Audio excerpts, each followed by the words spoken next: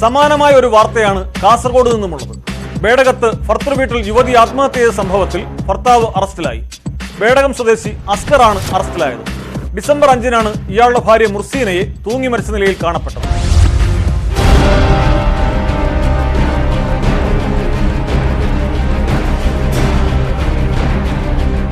സ്ത്രീധനത്തിന്റെ പേരിൽ ഭർത്താവ് അസ്കർ പീഡിപ്പിച്ചിരുന്നതായി മരിച്ച മുർസീനയുടെ കുടുംബം പരാതി നൽകിയിരുന്നു. ഇതേ തുടർന്ന് നടത്തിയ അന്വേഷണത്തിലാണ് അസ്കറിനെ ബേഡകം പോലീസ് അറസ്റ്റ് ചെയ്തത്.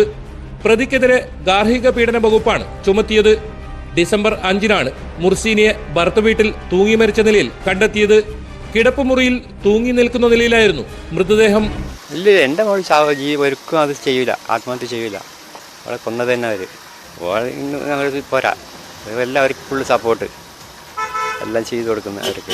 അവളെ കുഞ്ഞിന്ന് പറഞ്ഞാൽ അവളെ ജീവനാണ്. ആ കുഞ്ഞിനെ വിട്ടിട്ട് അവൾ ഒരിക്കലും അങ്ങനെ ചെയ്യില്ല. 100% ഞങ്ങൾക്ക് ഉറപ്പുണ്ട് അവൾ ചെയ്യില്ല.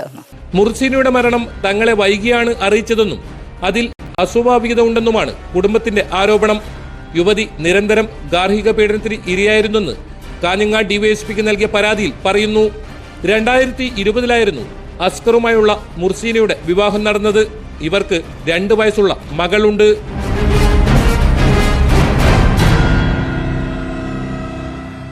ന്യൂസ് 18 കാസർഗോഡ്.